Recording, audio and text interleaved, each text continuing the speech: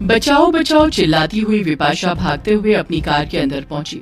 उसके पीछे एक बड़ी भयानक नागिन पड़ी हुई थी। बचाओ बचाओ! विपाशा अपनी कार के अंदर घुसी और कार के डेस्क में रखा अपना लाइसेंसी पिस्तौल निकाला और नागिन की ओर तान दिया और अंधाधुंध गोलियां चलाने लगी। धाई धाई की आवाज से वो पूरा इलाका सिहर उठा। लेकिन ये क्या? गोलियां उस नागिन को लग तो रही थी, लेकिन उसके शरीर को छूते ही वो गोलियां राख के ढेर में बदल जा रही थी। अरे ये क्या हो रहा है? इस नागिन पर तो गोलियों का भी असर नहीं हो रहा है। उसकी बंदूक की सारी गोलियां खाली हो गई, लेकिन उस नागिन को कुछ नहीं हुआ। ये देखकर विपाशा की हालत बहुत खराब हो गई। उसका शरीर डर से कांपने लगा। तभी उसने देखा कि उस नागिन का रूप धीरे धीरे बदल रहा है। पल में ही उसका आकार एक विशालकाय नागिन का हो गया। इतनी बड़ी नागिन विपाशा ने आज तक नहीं देखी थी।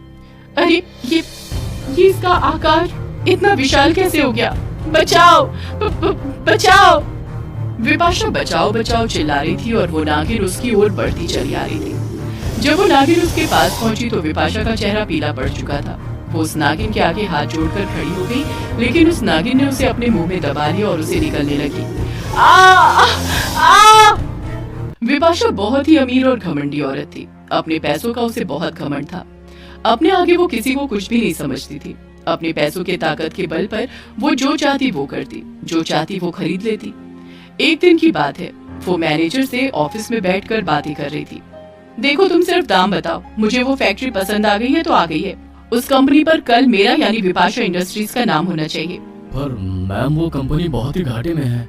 इससे आपका करोड़ों का नुकसान हो जाएगा। मेरा नुकसान होगा ना? तेरे बाप का तो कुछ नहीं जाएगा। 2 टके के मैनेजर जितना बोला वो कर और मुझे ज्ञान मत दे। और हाँ, तुमने जो जरूरत की है ना मुझे ज्ञान देने की, तो उसकी सजा ये है कि कल से तुम्हें यहाँ आने की कोई जरूरत नहीं। तुम कोई और नौकरी ढूंढ लो। विपाशा का खौफ इतना था कि कब किसी को नौकरी से निकाल दे किसी को पता नहीं था। कब वो किसका और कैसे अपमान कर दे ये भी कोई नहीं जानता था। पैसों की शक्ति तो यही होती है ना, वो आपको कुछ भी करने की इजाजत दे देता है। एक दिन की बात है, वो अपनी फैक्ट्री के दरवाजे पर अपनी कार लेकर खड़ी थी और हॉर्न पर हॉर्न बजा रही थी। ये गार्ड कहाँ मर गई? इतनी देर से मैं हॉर्न बजा रही हूँ, लेकिन ये है कि कान में रुई डालकर बैठी हुई है। विपाशा गुस्से में अपनी कार से उतरी। वो फैक्ट्री के गेट की ओर बढ़ रही थी, तभी दूसरे गार्ड ने दरवाजा खोला। उसे देखते ही विपाशा भड़क गई। कहाँ था तू? इतनी देर लगती है तुझे गेट खोलने में? बेशरम आदमी, तुझे पता है ना मेरा एक एक पल कितना कीमती है? मैम, मेरी ड्यूटी स्टोर में थी।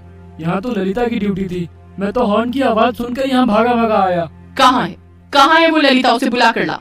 गार्ड ललिता के पास गया, लेकिन वहाँ उसने जो देखा उसे देखकर उसकी आंखें फटी की फटी रह गई। ललिता के मुंह से झाग निकल रहा था और वो तड़प रही थी। शायद उसे किसी जहरीले सांप ने काट लिया था। विपाशा की कई सारी फैक्ट्रियां थी, जिसमें से ये फैक्ट्री जंगल के बिल्कुल पास थी, जहां अक्सर कोई न कोई जंगली जानवर घुस आता या कोई जहरीला सांप निकल आता था। प्रकाश भैया, बचा लो भैया। ललिता, हाँ, तुम्हें कुछ नहीं होगा। मैं तुम्हें अस्पताल ले चलता हूँ। अचानक ललिता बेहोश हो गई। गार्ड भागकर विपाशा से ये बात बताने गया। तो मैं क्या करूं? सांप ने काट लिया तो काट लिया, लेकिन उसके बावजूद भी उसे उठकर गेट खोलना चाहिए था, क्योंकि मैं यानी विपाशा राठौर हॉर्न बजा रही थी। चलो अब टाइम पास मत करो मेरा। उस लेडी गार्ड को तो उसकी सजा भुगतनी ही होगी। पर मैम, वो तो अचेत पड़ी है। वो कैसे गेट खोलती? मैम, उसकी हालत ठीक नहीं है। उसे अस्पताल भी ले जाना होगा। गार्ड की बात सुनकर विपाशा ने एक तमाचा खींचकर उस गार्ड को मारा और गुस्से में उससे कहा, तुझे बड़ा दर्द हो रहा है उस कामचोर का? देख, यहाँ काम चाहिए, दर्द दिखाना है तो कहीं और निकाल। जाकर समाज सेवा कर और सुन, फैक्ट्री में छुट्टी जब होगी तभी तू यहाँ से हिलेगा, नहीं तो कल से काम पर आने की कोई जरूरत नहीं है। बड़ा आया सोशल वर्कर, चल अब हट यहाँ से। ललिता के पति की मौत पिछले साल हो गई थी। उसकी 3 बेटियां थी। पति की मौत के बाद पूरे परिवार की जिम्मेदारी ललिता के कंधे पर आ गई थी। बहुत कोशिश के बाद ललिता को गार्ड की नौकरी मिली थी। उसी से उसके परिवार का गुजारा चलता था।